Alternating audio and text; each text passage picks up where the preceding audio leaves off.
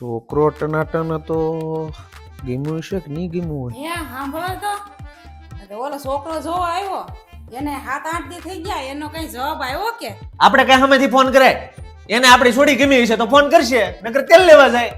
અને અહીંયા ક્યાં ના દીના દુકાળ પડ્યા ને ક્યાં ના દુનિયામાં મુરીચા ફૂટી ગયા.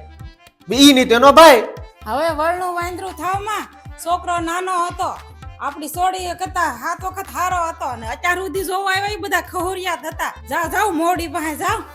હારો હું બાપા હવે હું છોડીને જોવા આવ્યો તો ખિસ્સામાં હાથ નાખ્યો ને પાછો ખેંચી લીધો. 20 ની નોટે આપણી છોડીને બસારીને નો આપી. અહીંથી છે ને એના ટકા ખેંચાઈ જાય. આમ તો હારાવાળા હોય શીકણા જ હોય. હાલ ને આંટો મારું મોડી પાસે. હું બાપુ કઈ છોકરા વાળાનો ફોન બોન આવ્યો કે જવાબ દીધો કે?